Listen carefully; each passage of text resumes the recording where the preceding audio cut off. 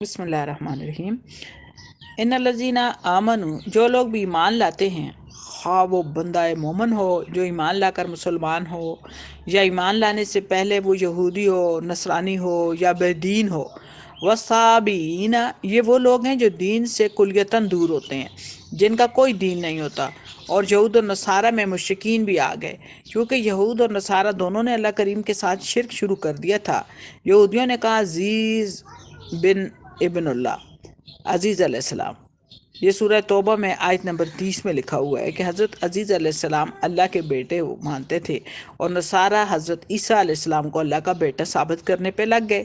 تو گویا یہودی، نصرانی، مشرکین یا بے دین، ان چار طبقوں میں مسلمانوں کے علاوہ تقریباً سارے فرقے آ جاتے ہیں۔ یہود اور نصارہ کے علاوہ جتنے فرقے ہیں ان میں یا مشرک ہیں یا وہ لوگ ہیں جو کسی دین کے پابند ہیں، نہ کسی دین پر ایمان رکھتے ہیں۔ تو گویا دنیا بھر کے سارے فرقے ان میں شامل ہو گئے۔ من آمن باللہ، ان سب میں سے جس نے اللہ کے ساتھ ایمان قبول کیا، اللہ کو اس کی ذات اور اس کی تمام صفات کے حوالے سے مانا، اللہ کو ایسا مانا جیسے اللہ کا رسول پاک صلی اللہ علیہ وآلہ وسلم نے ماننے کا حکم دیا ہے، والیوم الآخری، اور وہی یقین یعنی اسے یوم آخرت اور اس حساب کتاب پر یقین ہو، وعمل الصالحات،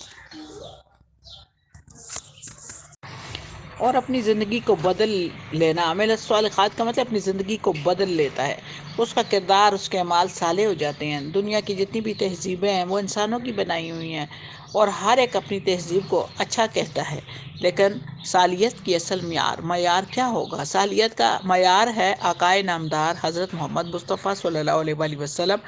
ہمارے پاس اللہ کی کتاب ہے قرآن کریم، اور قرآن کریم کی زندہ تفسیر ہے محمد الرسول صلی اللہ علیہ وآلہ وسلم۔ اسی لیے حضرت بی بی عائشہ صدیقہ رضی اللہ تعالیٰ نے فرمایا تھا کہ کانا خلقہ القرآن، آپ صلی اللہ علیہ وآلہ وسلم کے اخلاق عالیہ کو سمجھنا ہے تو قرآن کریم پڑھنا شروع کر دو۔ اس لیے فرمایا کہ اے بنی اسرائیل، یاد کرو کہ تم ایسے بے عمل اور نکمے لوگ تھے کہ اپنے نبی موسیٰ علیہ السلام کی موجودگی میں تم نے عمل سے ہاتھ کھینچ لیا۔ ہم نے تم پر طور مسلط کر دیا، لٹکا دیا کہ اگر تم وعدہ نہیں کرتے کہ شریعت پر عمل کرو گے تو یہ تم پر گرا دیا جائے گا۔ وَإِذْ أَخَذْنَا مِيثَاقَكُمْ، جب ہم نے تم سے عہد لیا۔ اللہ کریم بنی اسرائیل کو ایک ایک کر کے اپنے احسانات یاد دلا رہے ہیں کہ تم نے توبہ کرنے اور عہد کرنے کے بعد پھر بد عہدی کی، لیکن اللہ ایسا کریم ہے کہ اس نے تم پر مہربانی کی، رحمت کی، ورنہ تم سخت خسارے میں رہتے، تباہ ہو جاتے۔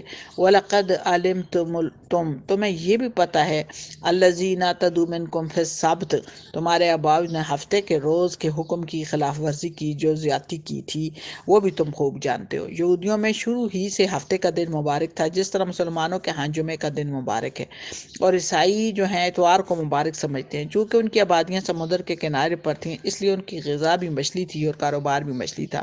انہیں اللہ کریم کی طرف سے حکم دیا گیا کہ ہفتے کے روز تم مچھلی نہیں پکڑ سکتے، ہفتے کا دن تمہاری عبادت کا دن ہے اور اس دن کوئی مچھلی کا شکار نہیں کرے گا۔ اللہ کریم بے نیاز ہے اور اس کے امتحان بھی نرالے ہوتے ہیں کہ جب ہفتے کا دن آتا تو بے شمار مچھلیاں سمندر کے کنارے چھوٹے پانی میں آ جاتی ہیں اور نظر آنا شروع ہو جاتی ہیں، اور جب ہفتے کا دن گزر جاتا تو مچھلیاں غائب ہو جاتی ہیں۔ جس طرح عام طور پر محنت کر کے شکار کرنا پڑتا ہے یا شکار تلاش کرنا پڑتا ہے، وہی صورتحال بن جاتی۔ کیونکہ انہیں حکم تھا کہ تم ہفتے کے روز مچھلیاں نہیں پکڑ سکتے، تو ان لوگوں نے ایک ہیلا نکالا جس پر 3 گروہ تقسیم ہو گئے لوگ۔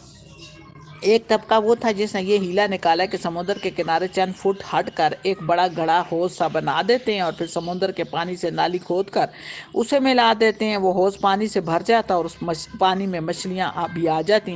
جب وہ حوض مچھلیوں سے بھر جاتا تو یہ اس نالی میں پتھر وغیرہ رکھ کر اسے بند کر دیتے۔ اب یہاں حکم یہ تھا کہ مچھلیاں نہ پکڑو، ہفتے کو اگر آپ پکڑ کر گھر لے آئے یا انہیں ایک جگہ قید کر دیا، بات تو برابر ہے، حکم کی نفی ہو گئی۔ دوسرے وہ لوگ تھے جو الگ تھلگ ہو گئے کہ یہ جانے اور ان کا کام جانے، ہم نہ ان کے ساتھ شامل ہوتے ہیں نہ ان کو منع کرتے ہیں ہمارا۔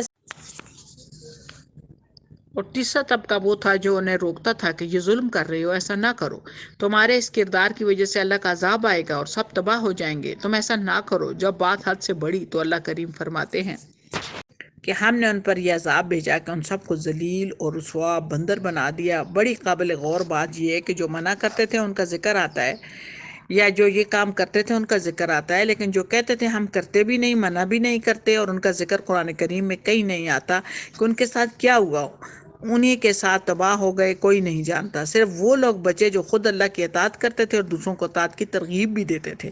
جس طرح عمل کرنا دین ہے، ویسے ہی اس کی ترویج بھی دین ہے، اور دین کے احکام آگے پہنچانا بھی اتنا ہی ضروری ہے۔ جنہوں نے یہ رویہ اختیار کیا، یہ جانے اور خدا جانے، وہ بھی انہی کے ساتھ تباہ ہو گئے، صرف وہ لوگ بچے جو انہیں اس کردار سے منع کرتے تھے۔ فرمایا فَقُلْنَا لَهُمْ كُونُوا قِرَادَةً خَاسِئِينَ، ہم نے انہیں ذلیل بندر بنا دیا، اور ان کے ہم اثر لوگوں کے لیے انہیں باعث سے عبرت بنا دیا کہ روئے زمین پر اس زمانے کی جو دوسری قومیں آباد ہیں وہ بھی دیکھ لیں۔